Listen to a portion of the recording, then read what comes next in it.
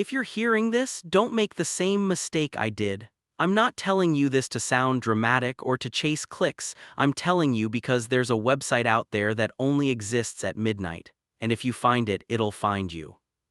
I thought it was just another late-night rumor, the kind you laugh about on creepy forums.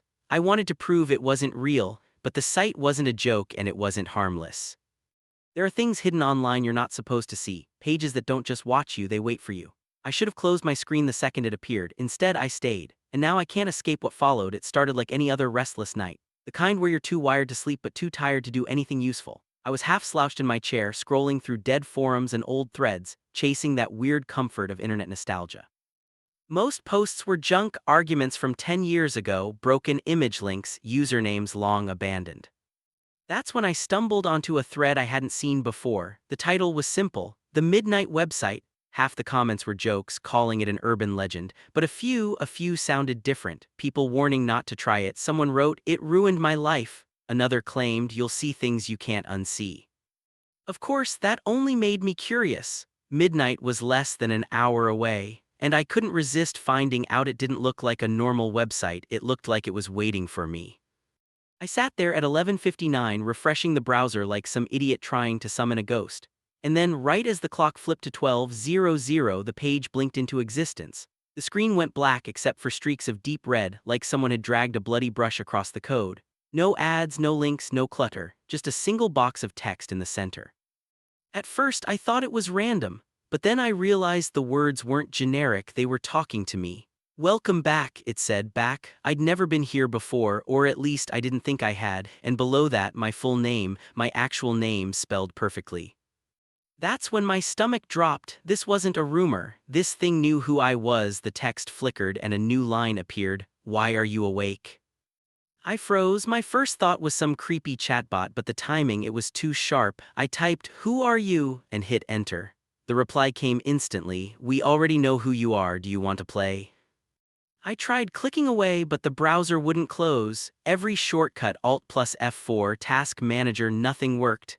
Even the power button ignored me. The page just stayed there, pulsing faintly like it was breathing. "Great," I muttered under my breath. Haunted pop-up ads, just what I needed. Another message appeared, almost mocking me. "It's not an ad, it's an invitation." My chest tightened. I didn't type anything, but the box blinked with new text anyway. "Not answering is still an answer." That's when I realized I wasn't controlling this conversation. The site was, and it wasn't going to let me leave until I played along. The page glitched, splitting into dozens of tiny windows, each one a live video feed. Strangers in their bedrooms, kitchens, dimly lit offices, people who clearly had no idea they were being watched. Some slept, some stared at their phones. One girl looked straight at the camera like she could feel it.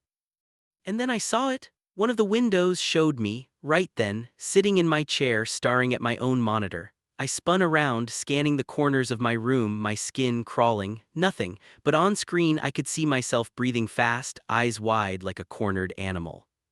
Beneath the feeds, red countdown timers ticked down in uneven patterns. 10 minutes, 8, 3, I didn't want to know what would happen when they hit 0.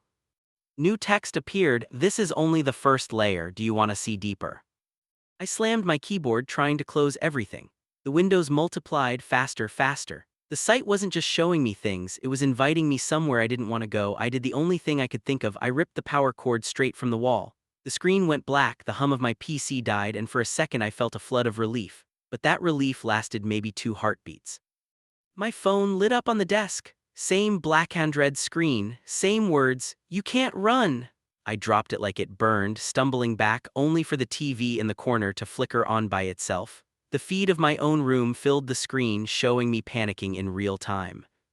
Then just as suddenly, everything went dark again. Phone dead, TV blank. The room was silent except for my own ragged breathing. I wanted to believe I'd beaten it, that cutting the power had worked. But deep down, I knew better. The site hadn't disappeared, it had just remembered me, and it was waiting. Don't type it, don't even think about it, because now it knows you exist.